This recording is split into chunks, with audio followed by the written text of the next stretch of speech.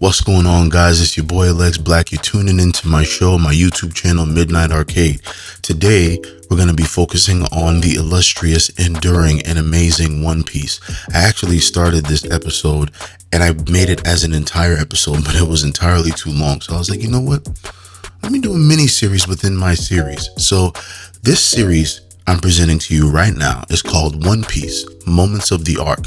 And this series covers everything that I enjoyed about One Piece in the form of the arcs. Now, I know that it's sagas, right? And then within the sagas, there are arcs, but arcs just sounded cooler. So that's the name we're giving it for this mini series. And we're going to be focusing on some of the dopest moments that I remember within the One Piece sagas throughout the storyline.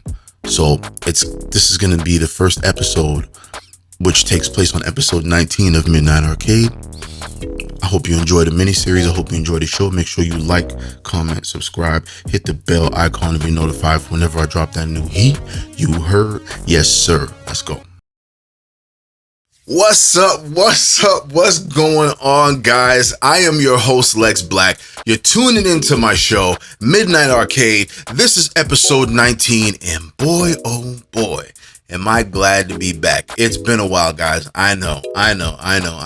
I'm super thankful for you guys for tuning in. I'd be even more thankful, okay, if you like, comment, subscribe, hit the bell icon to be notified for whenever I drop that new heat. You heard? Yes, sir. Today, we're going to change gears up completely, shifting away, temporarily, of course, from my coverage of Boruto, right? Then I'll obviously catch up and get back to that as well. But now I'm going to be setting my sights on another big dog that I have seldom spoke about on my show thus far. And guess what it is? You guessed it! I'm going to be talking about the incredible, amazing, enduring One Piece, okay? More specifically, guys, I'm going to be talking about my favorite sagas and the moments that happened within them that I found that were seminal, high emotional value, key, whatever you want to call it. I'm going to be focusing on my favorite moments in each of these sagas / arcs and then some, but we won't do that till after the jump.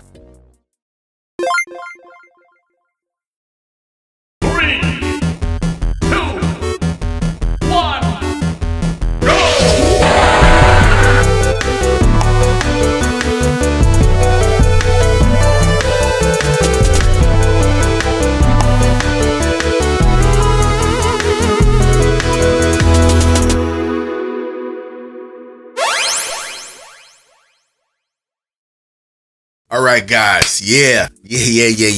Before I begin, okay, let me just warn y'all. There is a massive spoiler alert for those who haven't watched this series yet. And if you don't want to be spoiled, come back to this episode at another time after you done dove into the series and you really are fully up to speed and assimilated in the world and the culture that is One Piece. Anyway, you have officially been warned. All right, so as of this recording, One Piece started approximately 22 years ago. 22. Woo! Man, that is insane. And it's still going on strong as we speak. Eiichiro Oda, if I'm mispronouncing that, make sure to correct me in the comments, guys. Eiichiro Oda, One Piece's creator and mastermind, clearly invested his all into this beyond insane universe of pirates and the very overt eccentricities that the story has to offer, all the way from, the locations to the wacky technology to the vast array of different humanoids and sentient anthropomorphic beings to the even stranger and wackier powers that many of the characters are bestowed with, all the way down to the extremely odd and truly entertaining ways that the characters speak and their social tics and mannerisms. The world of One Piece is not for the faint of heart, okay? Let's just keep it real. Nor for the non-imaginative mind. Now, on its surface, its cartoonish animations, stylings hide a very truly layered world with entertaining and odd characters. Odd is going to be said a lot because odd is one of the best words to describe the story. But its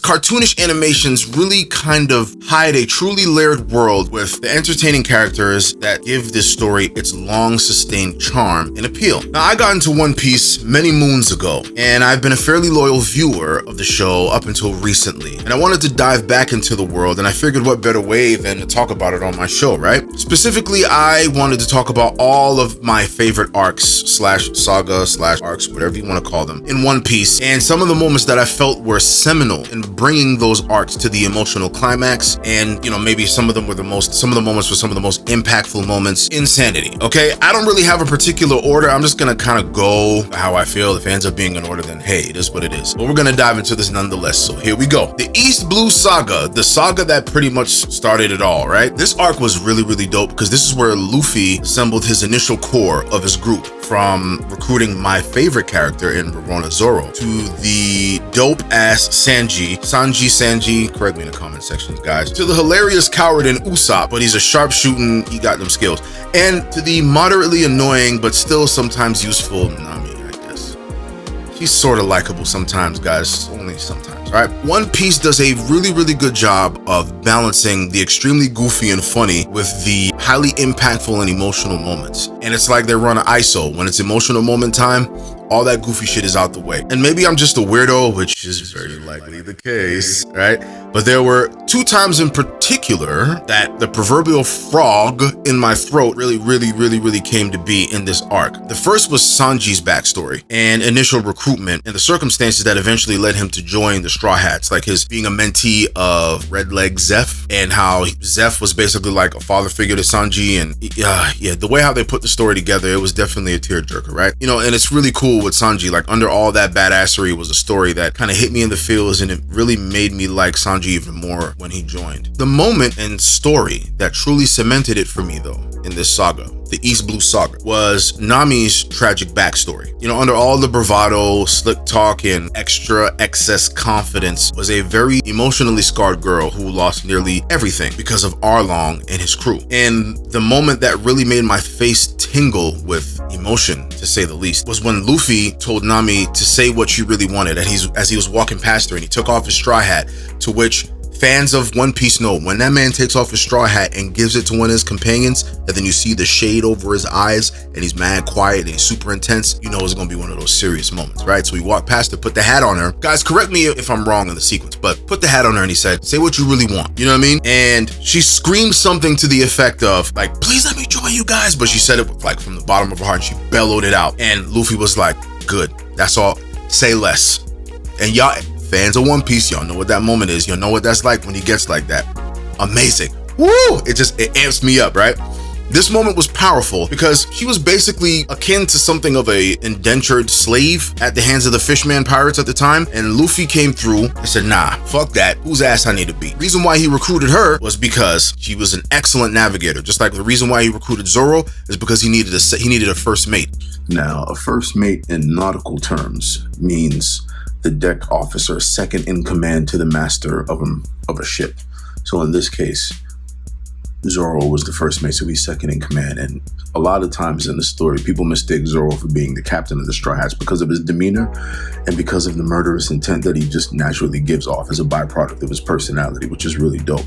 And it's really cool with One Piece, right? So it's like, Luffy's the strongest. He always fights the strongest. Zoro is the second strongest, and he fights the second strongest of whoever enemies they face. And then Sanji is the third strongest, and he fights the third strongest of whomever they face. And I forgot to mention that they recruited Sanji to be a cook. So yeah, so he has that secondary skill. He's an amazing cook. So, you know, there's all. Anyway, back to the program. Luffy needed a first mate in Zoro, and Zoro is a badass. Super bad. He's my favorite character. You know, Luffy and Zoro. Next saga, the Arabasta. Let me just say Arabasta for now. The Arabasta saga. This arc was awesome because we really got to see the Straw Hats start to gel as a pirate crew. And this saga also saw cute little Tony Chopper joining the team, and his eventual joining was also wrought with a lot of emotion, which made him coming on board even cooler. Robin also joins the team at this time as well. There are plenty of seminal moments in the Arabasta arc, or saga, if you will. I'm not gonna go through all of them because I'd be here forever. But here we go. I'm gonna go through some of them that I thought were really, really cool. We get a better taste of the creator's story writing chops when they start infusing some of the royal political stakes at play with Vivi and her royal family and the nation of Arabasta. This arc really is where the story of One Piece got like much bigger, and up to that point things got way more serious. You understand? This is where like the world started really truly opening up. We get introduced to Ace. Shout out to Ace, salute the real, which was fire. Pun intended. And up to this point, Luffy's been kicking ass and taking names, right? And so when he runs into Crocodile, one of the 7 warlords of the sea, he runs the favor of Crocodile and Luffy loses badly. You guys gotta understand, if you've been watching this series, up to this point, Luffy has not lost a fight.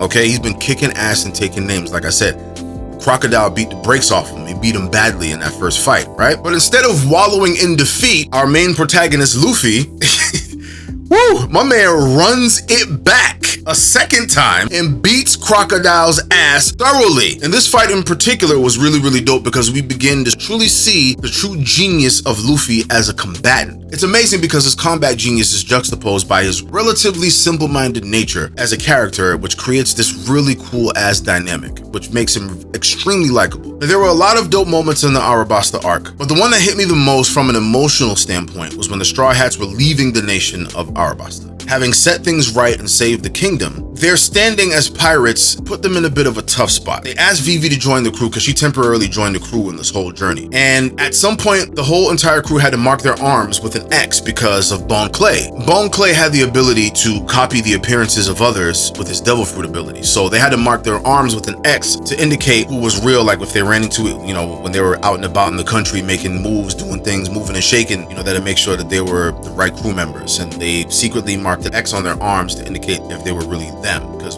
Bon Clay would imitate them, whatever have you. So anyway, fast forward to the part with the emotional goodbye. So with Luffy and the Straw Hats, that's the name of his crew, the Straw Hat Pirates, they're standing as pirates to the nation of Arabasta, the same nation that they saved. The king, the royal family, after all was said and done, they knew that Luffy and his team were a bunch of real ones. They saved their country single-handedly, right? But because of the implications and the support or the lack thereof, if Arabasta was found out to be supporting pirates from the world government, that would put their standing as a nation in jeopardy with the world government. The world government is the overarching enemy in this entire story. So they had to play it safe. Luffy and crew asked Vivi, and Karu by extension, her pet duck, which is like the size of a car, basically.